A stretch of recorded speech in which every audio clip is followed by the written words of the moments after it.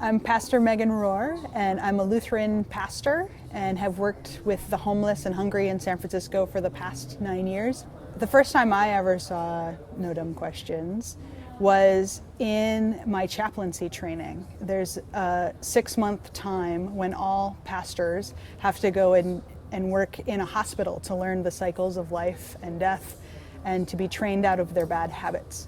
And Jameson Green actually came and spoke to us about trans issues and brought No Dumb Questions as the movie that we should watch before he would be willing to talk to us. And what I learned from him using the movie in that way is that No Dumb Questions could be a movie that helped people hear other people talk through the questions that they're too afraid to say out loud and find some answers around it, but at least feel comfortable enough to have conversations. And I think particularly because so much of the film is centered around small children's questions, and we expect children to ask a million questions, that we can have permission for kids to ask the questions we wouldn't have ever thought of and wouldn't have felt comfortable saying in social situations. And following Jameson Green's kind of model of talking about trans issues, when other pastors call me and they say, there's this family and there's a trans person in it and I'd love to give them a resource, will you talk to them? I always tell them that they should have that family watch No Dumb Questions first, so that any questions that they have that maybe are inappropriate for me to talk about in my own personal life, we can reference how it's handled in the movie, or we can talk about how that family changes over a period of time. And that really allows me to have deep pastoral conversations with people, because then we can talk about the pain they feel like they can't admit out loud and kind of the joy of someone being closer to them than they've ever been before. So I've really found No Dumb Questions to be a great resource just to give myself some personal distance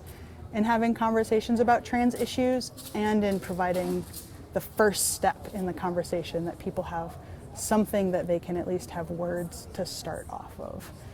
that then can lead to deeper, richer conversations. In watching it with other people, I got a better spectrum of how other people feel on trans issues, whereas I was coming from one particular perspective. When we were able to talk about it later as a group, it kind of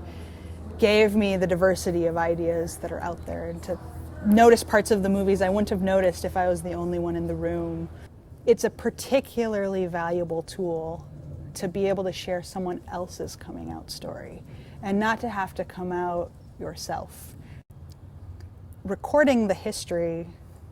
of trans people is something that there's no archive that's been good at. So we have a lot of stories of men in drag, but we don't have a lot of stories of transgender individuals, particularly healthy transgender individuals. Most of the studies are on people in prison or people with drug addictions. And preserving the stories of normal everyday lives is something that we not only need to promote as a trans community, but to preserve and to keep updated and to get out there, so that this myth of the scary gay, lesbian, bisexual, or trans person can evaporate.